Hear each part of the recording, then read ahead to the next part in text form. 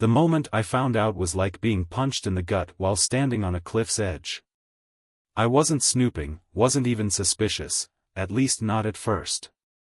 It started with a mindless scroll through social media on a lazy Friday evening. My wife, Emily, had been on a work trip for the past week. Hawaii, she said. A company retreat. Networking, presentations, workshops. Seemed legit. I stumbled upon the post while liking a friend's vacation pictures. The caption was casual, but the image made my blood boil. There she was, my wife of 8 years, sitting poolside, cocktail in hand, wearing the white sundress I'd bought her on our anniversary. Beside her, a man I'd never seen before, tall, broad-shouldered, with a smug grin that made me want to put my fist through the screen. Surrounding them was a family, all smiles and tropical drinks, holding up a banner that read, "Congrats on the engagement, Ryan and Emily." Engagement? My Emily? With Ryan? My first thought wasn't even anger. It was confusion. It had to be a mistake, right? But then I noticed her body language, the way she leaned into him, her arm draped casually over his leg, the sparkle in her eyes I hadn't seen in years. I froze, my heart pounding so hard I thought it might break through my ribs. My fingers trembled as I scrolled through the rest of the photos. There she was at the beach, laughing as Ryan held her waist, at a luau, feeding him from her plate, on a yacht, leaning in for a kiss. The captions told the rest of the story. One of the relatives had tagged her, "So happy to officially welcome Emily into the family. Ryan, you're a lucky man." Lucky man? That bastard was smiling in my wife's face while I was paying for her plane tickets, her hotel room, her damn cocktail. I couldn't breathe. The room spun as the pieces started falling into place. The late-night work calls. The sudden interest in spin class. The way she'd started guarding her phone like it held the codes to the Pentagon. The missing receipts, the unexplained charges. How had I missed this? How could I have been so blind? I stood up, pacing the room, my mind a storm of disbelief, fury, and pain. Every thought spiraled into the next, each worse than the one before. Was I funding this whole affair? Was this work trip just an excuse to play house with her lover? And how long had it been going on? As I paced, my gaze fell on the credit card statement sitting on the counter. She'd charged the Hawaii trip to our joint account. My money. My hard work. Paying for her betrayal. I snapped. Without thinking, I grabbed my phone and opened the banking app. First, I froze her credit card. Then, I drained our joint account into my personal one. If she wanted to live the good life, she could do it without my money. But that wasn't enough. I wanted her to feel the sting. I needed her to know I wasn't some clueless fool who'd just roll over and take it. So, I grabbed my car keys and headed out the door. The next few hours were a blur. Driving aimlessly, gripping the wheel so tight my knuckles turned white. Scenarios ran through my head, confronting her, confronting him, blowing up their engagement party in a storm of rage and public humiliation. I imagined Ryan's face meeting my fist, Emily's lies unraveling under the weight of truth. But none of it felt satisfying. Nothing could undo the betrayal. I finally pulled over at a park, sitting in the car with the engine idling. The hurt was unbearable. My chest felt like it was caving in, my mind racing with questions I'd never wanted to ask. How could she do this to me? Did she ever love me? Was I just a stepping stone to the life she really wanted? I thought about our life together, the years of sacrifices, the late nights comforting her after work stress, the plans we made for the future. I thought about her smile, her laugh, the way she used to look at me like I was her world. When had that changed? Or had it all been a lie from the start? And then, like a cruel joke, my phone buzzed with a notification. Another social media post. This one was a video. Emily and Ryan, holding hands on a beach at sunset. His voice came through the speakers, "To my future wife. You've made me the happiest man alive." I slammed the phone down, my heart shattering into 1,000 pieces. Future wife? She was still my wife. In that moment, something inside me shifted. The pain turned cold, hardening into resolve. I wasn't going to sit around feeling sorry for myself. If Emily wanted to play games, I'd show her I wasn't the kind of man to be toyed with. The first move was already in play, cutting her off financially. The second would come soon enough. She'd made her bed, and now she was going to lie in it. And I'd make damn sure it wasn't a comfortable one. I barely slept that night, if you could call it sleeping at all. My mind was a battlefield of memories, rage, and plans for what I'd do next. By morning, my blood felt like it was boiling, and I wasn't about to sit around sulking. If Emily thought she could humiliate me and walk away scot-free, she was dead wrong. By noon, I had everything set. I knew Emily's flight was scheduled to land later that evening, but I wasn't waiting for her to stroll through the door with a fake smile and rehearsed excuses. I drove to the airport. The arrivals area was packed with people waiting for loved ones, but I didn't care. I parked myself by the baggage claim and waited, scanning every face that came through the sliding glass doors. And then, there she was. Emily walked out with that same white sundress and an oversized pair of sunglasses, her carry-on trailing behind her. She didn't look guilty or ashamed. No, she looked like someone returning from a week in paradise without a single care in the world. It was like a knife to my chest. But then it got worse.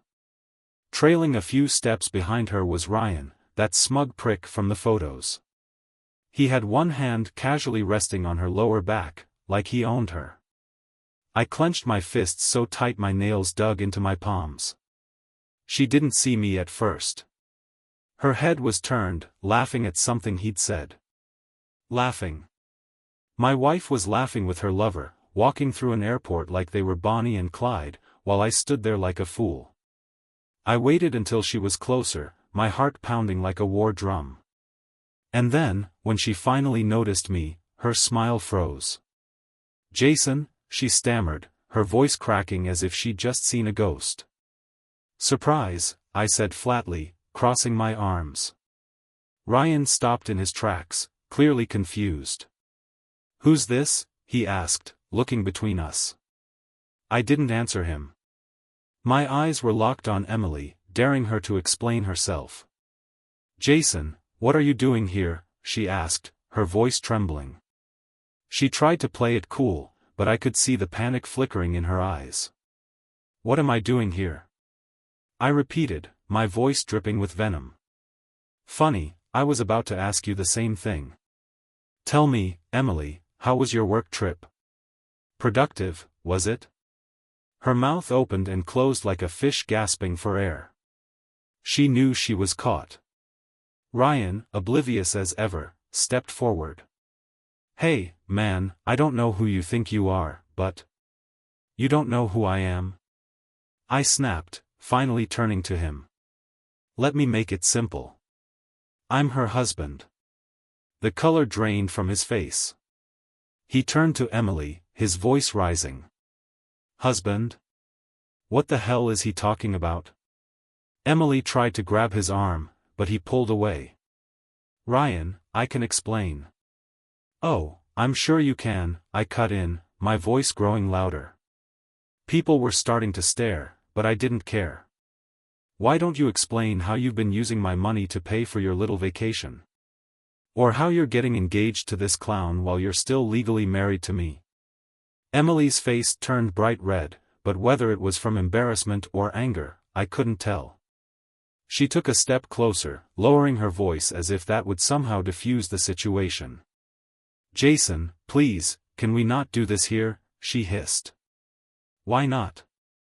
I shot back. "You weren't exactly shy about flaunting your affair on social media, were you? The least you can do is own up to it in public." Ryan, now visibly uncomfortable, took a step back.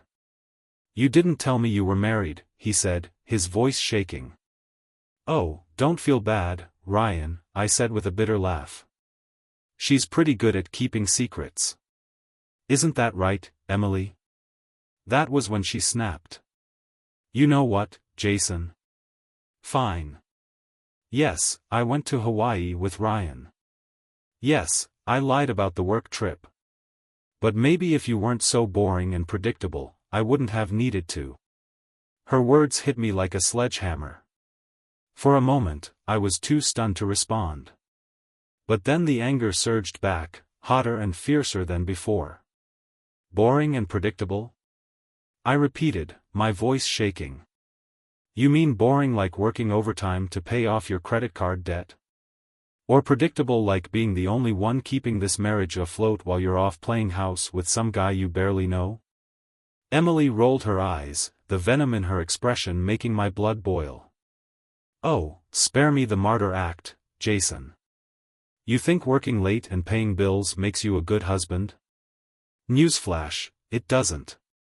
Maybe if you'd actually paid attention to me once in a while, I wouldn't have had to look elsewhere." The sheer audacity of her words left me speechless. She was standing there, blaming me for her betrayal, like I was the one in the wrong. Ryan, now looking like he wanted to be anywhere but there, muttered something about needing to go and bolted toward the exit. Emily didn't even glance at him as he left. She just stood there, glaring at me like I was the villain in this story. "Well?" she demanded, crossing her arms. "What now, Jason? Are you going to stand here and cry about it, or are you finally going to grow a backbone?" I took a deep breath, trying to steady the storm raging inside me. "Oh, don't worry, Emily," I said coldly. "I've got plenty of backbone. And you're about to find out just how much."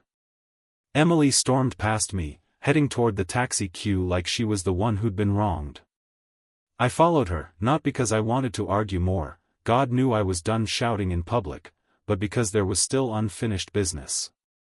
She wasn't walking away from this without consequences. "Don't bother calling an Uber," I said, keeping pace with her. "Your account's frozen." I made sure of that. She whipped around so fast I almost bumped into her. "What?" "You heard me," I said, my voice low and sharp.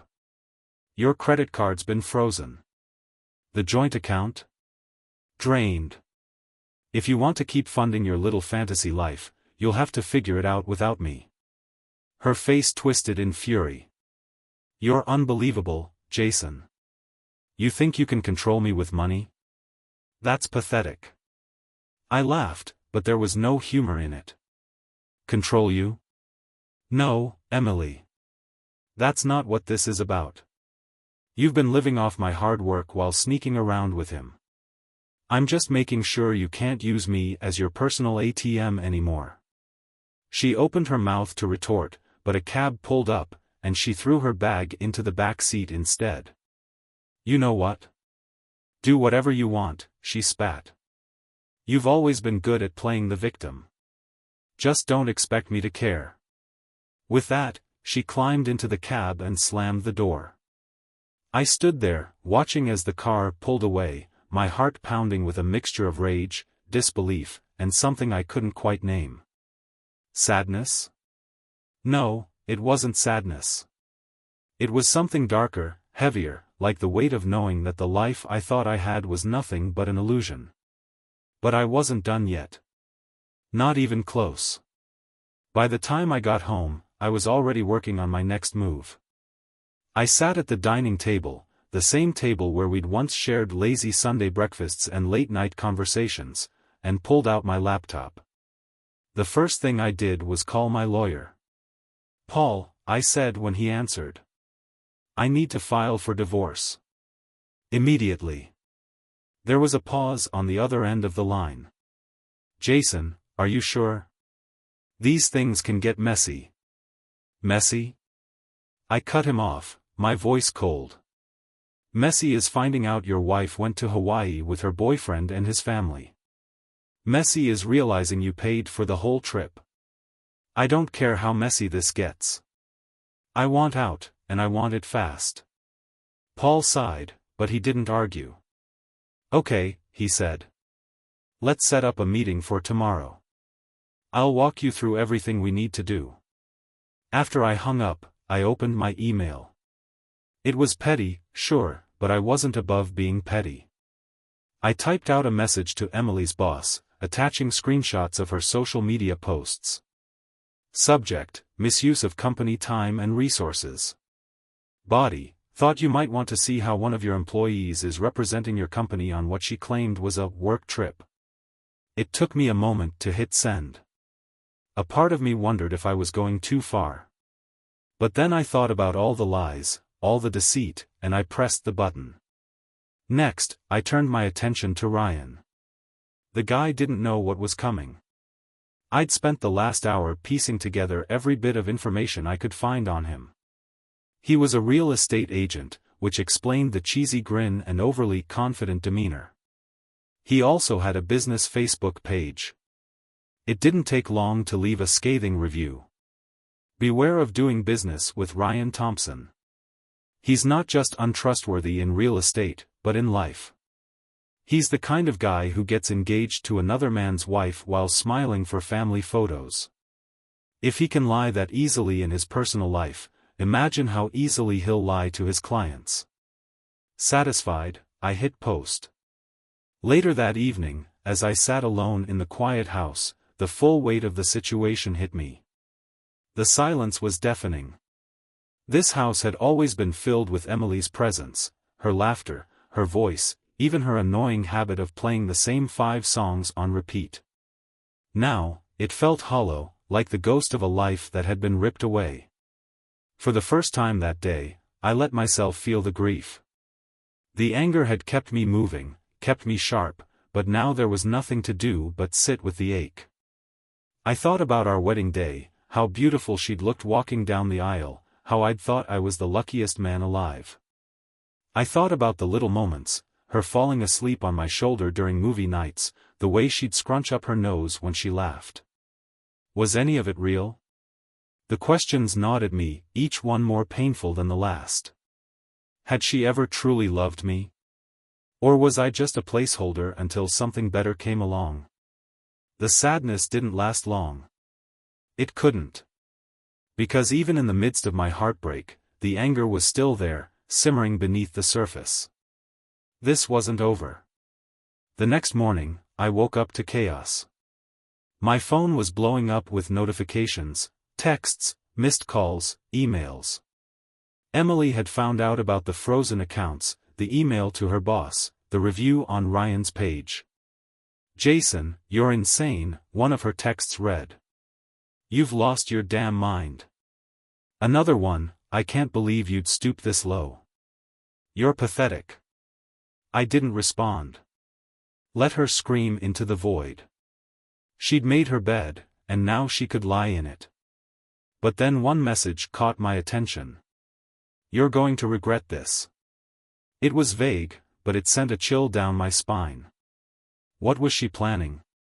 What could she possibly do to make this worse? My gut told me that the storm wasn't over yet. Emily wasn't the type to go down without a fight, and I had a sinking feeling that she wasn't done playing games. I barely had time to process Emily's ominous text before my phone buzzed again, this time with a call from an unknown number. Normally, I'd let it go to voicemail, but something told me to pick up. "Hello? Jason?" a female voice asked hesitantly. "Yes, who's this?" "It's Sarah. Ryan's fiancée." For a moment, I thought I'd misheard. "Ryan's what now?" "Fiancé," she said again, her voice dripping with bitterness. "Or at least, I was until yesterday." The air in the room seemed to vanish as I processed her words. This scumbag had not only wrecked my marriage but was also two-timing his own fiancée. The sheer audacity left me momentarily speechless. "I found your review on his business page," Sarah continued. "That's how I got your number. I hope you don't mind, but I figured we should talk." "Mind? No, I said, leaning back in my chair, a grim smile tugging at my lips. I think we've both got a lot to discuss. For the next half hour, Sarah unloaded everything. Ryan had been acting strangely for weeks, disappearing for hours, dodging questions, being overly protective of his phone. Sound familiar? She'd brushed it off at first, chalking it up to work stress, but then she saw a picture on social media. It was the same picture I'd seen, the one of Emily and Ryan on a beach in Hawaii, their arms wrapped around each other. Her caption had been something insipid like, "Best week of my life." But for Sarah, it was like a bomb going off. "I confronted him last night," Sarah said, her voice cracking. "He didn't even deny it. He just said he was confused and needed time to figure things out." Can you believe that? "Sadly, I can," I said, rubbing my temples. "Seems like we're both dealing with people who think the truth is optional." There was a pause on her end, and then she asked the question I'd been dreading. "Do you think they're still seeing each other?" I didn't want to lie to her, but the truth was a bitter pill to swallow. "I don't know," I admitted. "But if they are, it won't last." "People like that? They're good at destroying things but terrible at building anything real." She sighed heavily, and for a moment, we just sat in silence, two strangers bound by betrayal. "Listen," she finally said, her tone firm. "I'm not letting him walk away from this without consequences. If you're planning to take Emily to court, let me know. I'll testify. I'll do whatever it takes to make sure they both pay for what they've done." I thanked her and promised to keep her in the loop. As we hung up, I felt a strange mix of emotions, relief that I wasn't alone in this mess, anger at how deep the betrayal went, and an odd sense of vindication. But there was no time to dwell on it. If Emily and Ryan thought they could manipulate me into backing down, they were in for a rude awakening. That afternoon, things took another turn. I was cleaning out the bedroom, Emily's side of the closet, to be specific, when I found a small, locked box tucked away in the corner. I didn't recognize it, which was odd considering I'd helped move every item into this house. Curiosity got the better of me, so I pried it open with a screwdriver. Inside was a collection of photos, letters, and receipts, all of which painted a picture I wasn't prepared for. The photos were mostly of Emily and Ryan, but some of them went back further: weekend trips, fancy dinners, even a New Year's Eve party from 2 years ago. 2 years. The receipts told the same story. Expensive hotels, jewelry I'd never seen her wear, and, most damning of all, a plane ticket to Paris from 3 months ago. She'd told me she was visiting her sister in Chicago that weekend. My hands shook as I sifted through the evidence. This wasn't just a fling. This was a full-blown double life. And then I found the letters. They weren't handwritten but typed, printed on thick, expensive paper. Ryan's words were nauseatingly flowery, filled with promises of a future together and complaints about the weight of obligations holding them back. Obligation, meaning me. One line stood out. "Once the divorce is finalized, we'll finally be free to live the life we've dreamed of." I stared at the words, bile rising in my throat. She hadn't even filed for divorce, yet she was planning her next chapter with this guy. I snapped a photo of the letters and receipts, cataloging everything for my lawyer. Then, in a moment of spite, I grabbed one of her framed photos from the nightstand, a picture of us on our honeymoon in Maui, and hurled it against the wall. The glass shattered, and for the first time in days, I felt a sliver of satisfaction. The final blow came later that evening when I got another call. This time, it was from Emily's boss. "Mr. Thompson, this is Rachel Peterson from Prestige Marketing," the voice on the line said. "I'm calling regarding an email you sent earlier today." I braced myself, expecting her to berate me for involving the company. Instead, she sounded amused. "First of all, let me just say that what Emily did is completely unprofessional. We've already taken steps to address the matter internally, but I wanted to personally thank you for bringing it to our attention. Behavior like this reflects poorly on all of us." I blinked, caught off guard. "So, you're not mad?" "Mad? No," she said, her voice turning cold. "Emily violated our company's code of ethics. As of this afternoon, she's no longer an employee here." I let out a low whistle. "Well, that's unexpected." She laughed lightly. "I'm sure it is. Best of luck to you, Mr. Thompson. If you need anything else, don't hesitate to reach out." As the call ended, I couldn't help but laugh. Emily's perfect little life was crumbling faster than I could have imagined, and for the first time since this nightmare began, I felt like I was finally in control. But I knew better than to get comfortable. The storm wasn't over yet, and something told me Emily wasn't the type to go down quietly. 2 days after Emily lost her job, I was feeling cautiously triumphant. My lawyer had assured me we were on track to file the divorce papers, Sarah had reached out with more damning evidence against Ryan, and Emily's carefully curated life was unraveling by the hour. But if I thought Emily would take this lying down, I was dead wrong. It started with a knock on my door at 7 a.m. I stumbled to open it, still groggy from lack of sleep, and was greeted by a man in a cheap suit holding a manila envelope. "Jason Thompson?" he asked. "Yeah." He shoved the envelope into my hands and left without another word. I stared at it for a moment before ripping it open. Inside was a restraining order. What the hell?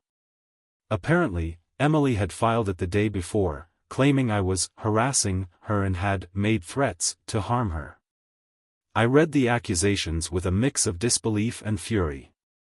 She'd painted me as some unhinged lunatic, alleging that I'd been stalking her, sending threatening texts, which were outright lies, and creating a hostile environment. The kicker?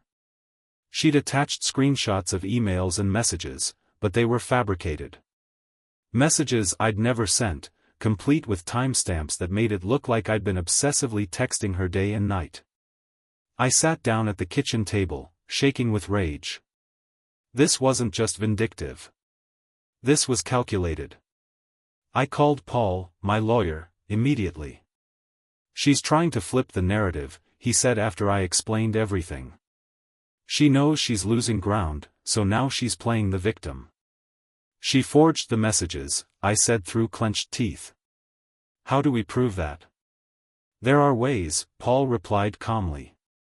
"We'll subpoena her phone records, verify timestamps, and get forensic experts involved if necessary. But Jason, this isn't going to be quick or easy. She's dragging you into the mud, and it's going to get ugly."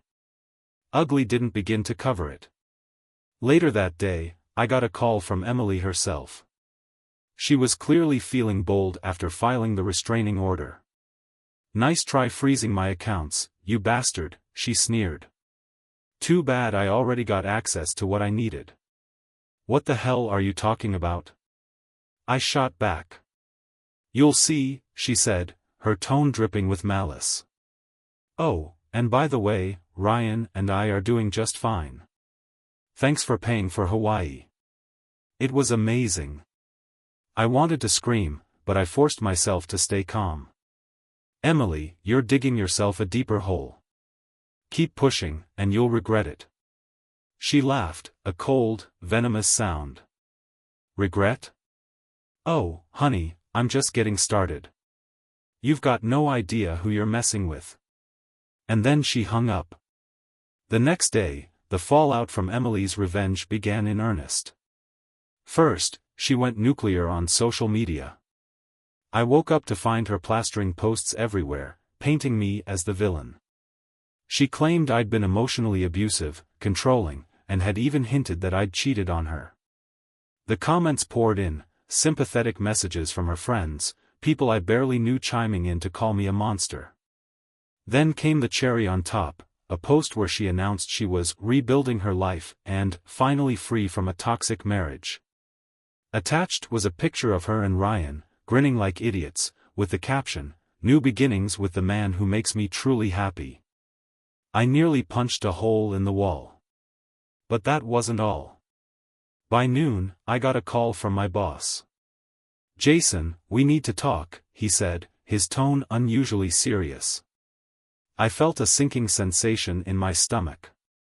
"What's going on?" "We've received some concerning emails about you," he said. "Claims of harassment, inappropriate behavior. Normally, I wouldn't even entertain this, but these messages are coming from multiple people, including your wife." I was floored. "What? You know me, Mark. You've known me for years. This is all." "I get it," he interrupted. "But you know how it is. Perception is everything. Until this gets sorted out, we're going to have to put you on administrative leave." I hung up the phone, my head spinning. Emily was burning everything to the ground, and I was the one standing in the rubble. That night, Sarah called again. "Jason, you're not going to believe this," she said, her voice breathless. "Ryan's been using me too." "What do you mean?"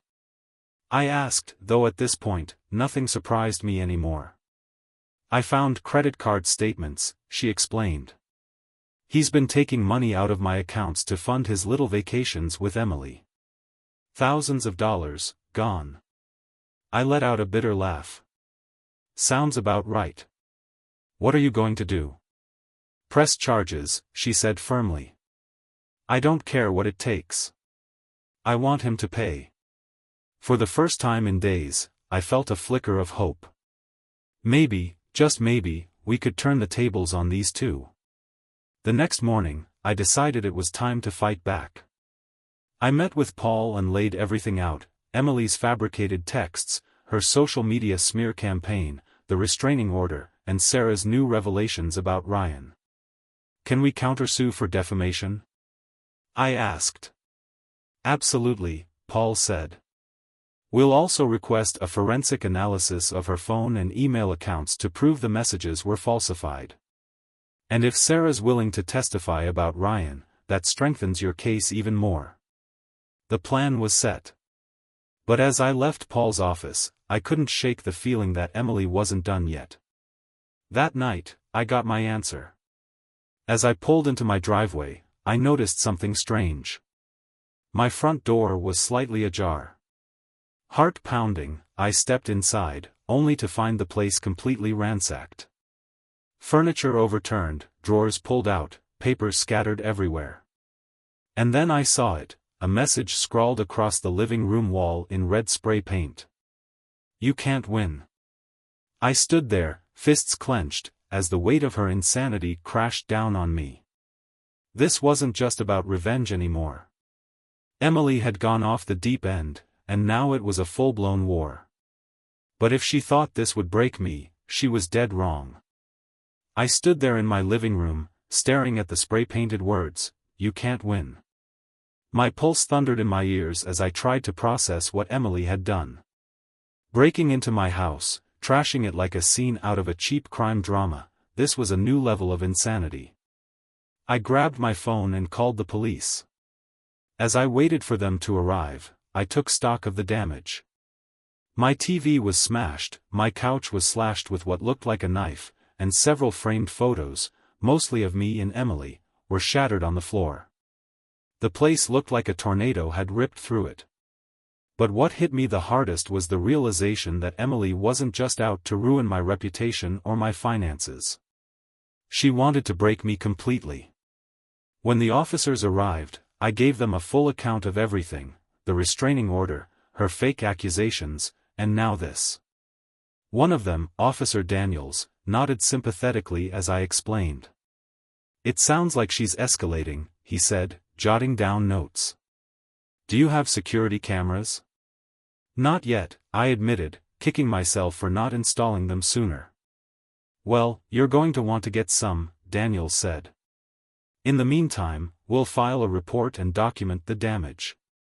If you've got any evidence of her behavior, texts, emails, anything, make sure your lawyer gets copies. This kind of thing doesn't usually stop on its own." After they left, I sat in the middle of my destroyed living room, trying to figure out my next move. Emily had officially crossed a line, and it was time to stop playing defense. The next morning, I met with Sarah in person. We decided to compare notes and strategize together. She showed up at a coffee shop looking just as exhausted as I felt. "You look like hell," she said as she slid into the seat across from me. "Right back at you," I replied with a weak grin. We spent the next hour piecing together everything we knew about Emily and Ryan. Between her fake restraining order, his financial theft from Sarah, and now the break-in at my house, it was clear we were dealing with a pair of manipulators who thrived on chaos. "Do you think they planned this from the start?" Sarah asked, sipping her coffee. "I don't know," I admitted. "But I wouldn't put it past them. Ryan seems like the type who enjoys playing puppet master, and Emily, she's not the woman I thought I married." Sarah nodded grimly. "We need to hit them where it hurts." "Agreed," I said. "But first, I need to get my house back in order. She's not going to scare me into hiding." That afternoon, I hired a security company to install cameras around my property. As the technician worked, I couldn't shake the feeling that Emily was watching, waiting for her next opportunity to strike. Sure enough, my phone buzzed with a new text from an unknown number later that evening. "Nice cameras. Too bad they won't help." My blood ran cold. How the hell had she known so quickly? I forwarded the message to my lawyer and the police, but Paul's response was exactly what I expected. "It's good evidence, but it's still just a text. She knows how to toe the line." She was playing a game, one she thought I didn't have the stomach for. The next day, things took an unexpected turn. Sarah called me, her voice frantic. "Jason, you're not going to believe this," she said. "Ryan's business, it's done." "What?" I asked, sitting up straighter. "Someone hacked into his company's system and leaked everything: client lists, private emails, financial records. It's all over the internet." I blinked, trying to process her words. "You're kidding." "Nope. I saw it on a local forum this morning. People are saying he had shady deals going on, unpaid taxes, you name it. His clients are dropping him left and right." A part of me wanted to feel bad for Sarah, but the bigger part of me was elated. Ryan's empire was crumbling, and for once, it wasn't at my expense. But then Sarah said something that made my stomach drop. "Jason, do you think Emily had anything to do with this?" I hadn't considered it, but the more I thought about it, the more it made sense.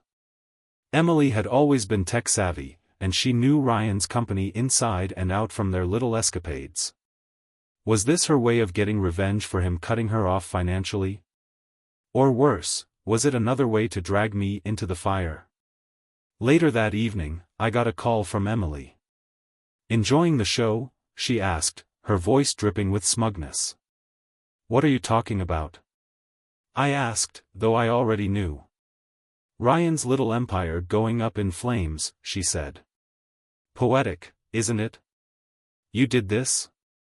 She laughed. "Of course I did. That lying sack of garbage deserves it. Just like you do." "Emily, you're out of your mind," I said, my voice rising. "Do you have any idea what you've done?" "Oh, I know exactly what I've done," she said. "And trust me, this is only the beginning. You wanted a war, Jason?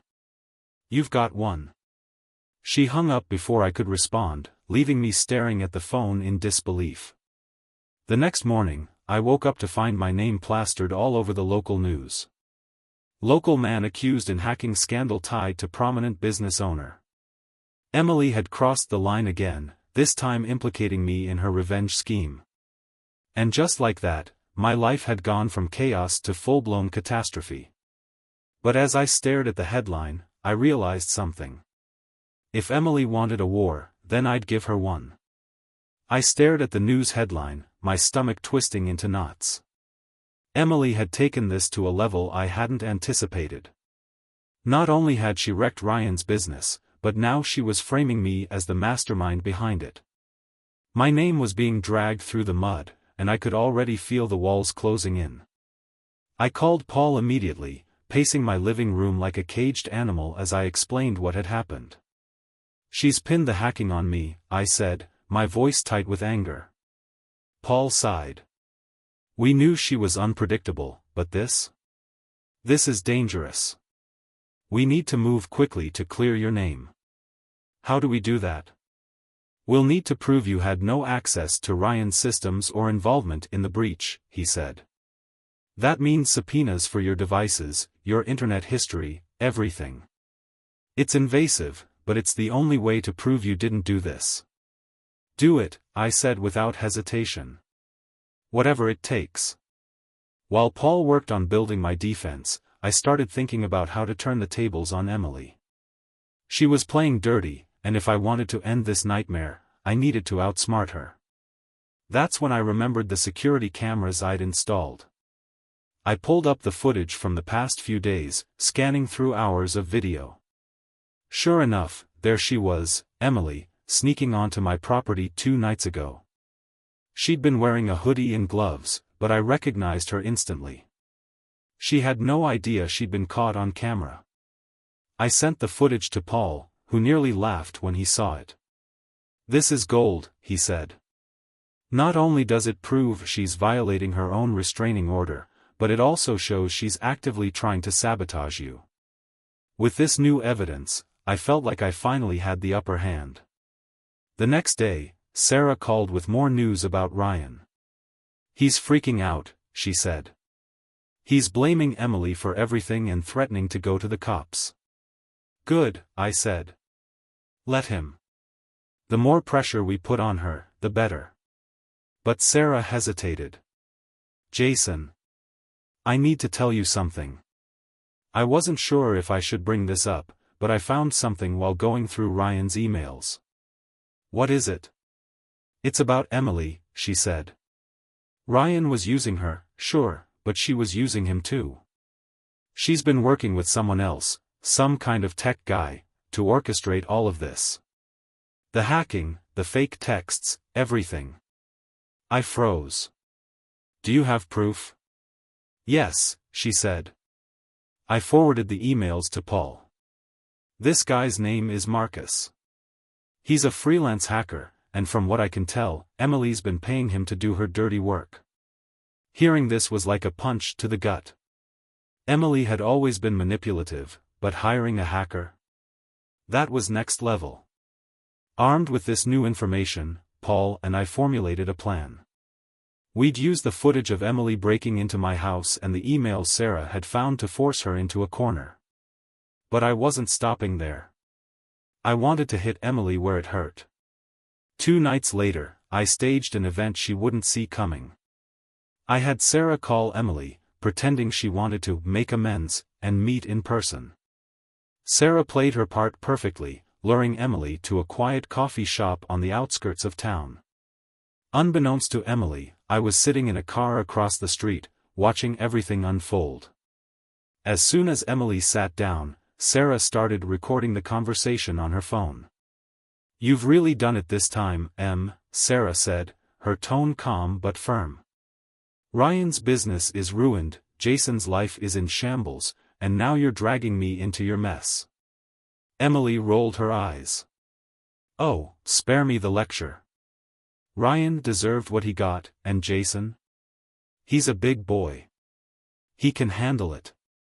"You're out of control," Sarah said. "Do you even realize how many lives you've destroyed?" Emily smirked, leaning back in her chair. "Destroyed? Please.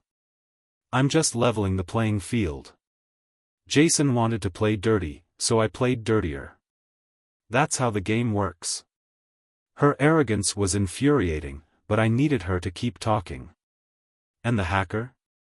Sarah pressed. "What about Marcus?" Emily's expression faltered for a split second before she recovered. "What about him?"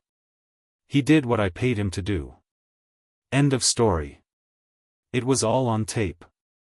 The next morning, I handed the recording over to Paul. Combined with the security footage and the emails, we had everything we needed to destroy Emily's case, and her credibility. Paul wasted no time filing a motion to overturn the restraining order and submitting the evidence to the court. Within days, Emily's fabricated accusations were dismissed, and the tide began to turn in my favor. But I wasn't done yet. Using the footage and Sarah's testimony, the police launched an investigation into Emily and Marcus. It didn't take long for them to track him down, and when they did, he folded like a cheap lawn chair. Marcus confessed to everything: the hacking, the fake texts, even Emily's plan to frame me for the break-in. Emily was arrested a week later. I wish I could say I felt victorious, but the truth is, I just felt tired. The woman I'd loved, the woman I'd married, had turned into a stranger, one capable of destruction and betrayal on a scale I never thought possible. As I stood outside the courthouse the day Emily was arraigned, Sarah walked up beside me. "You did it," she said softly. "We did it," I corrected. She smiled faintly, but there was a sadness in her eyes. "So, what now?" I took a deep breath, letting the crisp air fill my lungs. "Now, I start over. For real this time." And for the first time in months, I felt a flicker of hope. The courtroom was silent except for the soft shuffle of papers and the occasional cough. Emily sat across from me, her hands cuffed in front of her, looking every bit the defiant person I'd come to know these past months. Her arrogance had diminished, but her eyes still carried that sharp glint of someone who believed they could talk their way out of anything. The judge went through the charges: breaking and entering, property damage, conspiracy, and cyber crimes. Emily's lawyer argued valiantly, trying to paint her as a victim of circumstance, a woman pushed to her limits by a bitter divorce. But the evidence was irrefutable. Between the security footage, Sarah's recordings, Marcus's confession, and the emails, there was no escape. When the judge delivered the sentence, a hefty fine, community service, and probation with mandated therapy, I felt a strange mix of emotions. Relief, yes. Closure, certainly. But also an emptiness. Emily had spent months trying to tear me down, and while I'd won the battle, it didn't feel like a true victory. Because in the end, there was no undoing what had been done. A week later, I sat in my repaired living room, a cup of coffee in hand. The house was starting to feel like home again, though it still carried echoes of the chaos Emily had left behind. Sarah came by that afternoon, holding a manila envelope. "What's this?" I asked as she handed it to me.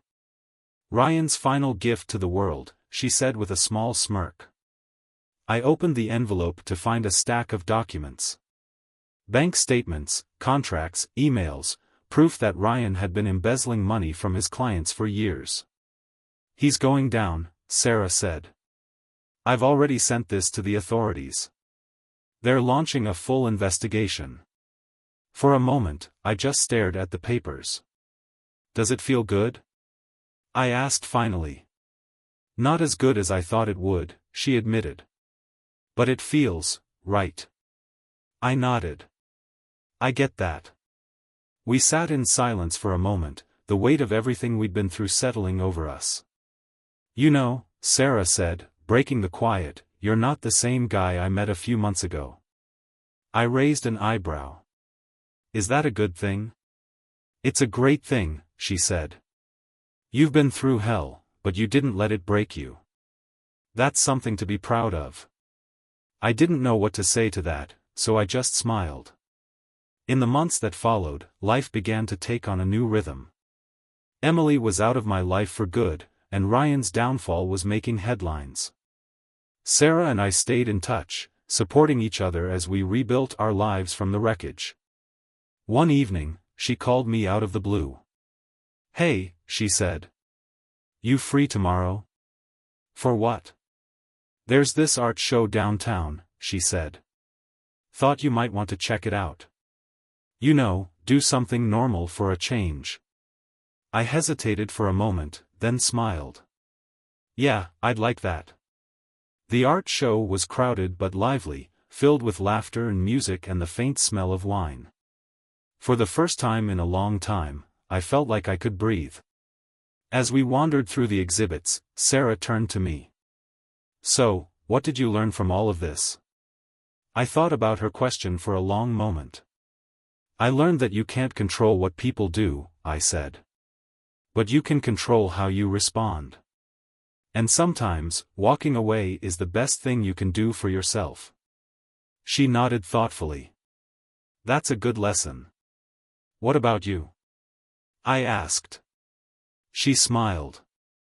I learned that it's okay to let go of people who hurt you, no matter how much history you have with them. Life's too short to hold on to poison. We clinked our glasses of wine together, a quiet toast to new beginnings. A year later, I found myself standing on the beach, watching the waves roll in under a golden sunset. It wasn't Hawaii, God knows that place was ruined for me, but it was peaceful, and that was all I needed.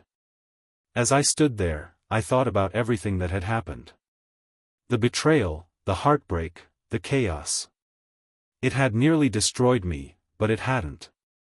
I'd come out stronger, wiser, and more determined to live my life on my terms. For anyone who's been through something like this, here's my advice.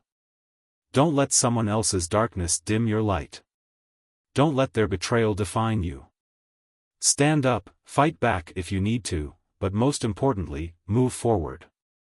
Because life doesn't wait for you to lick your wounds, it goes on. And if you're willing to let go of the pain, it can be beautiful again.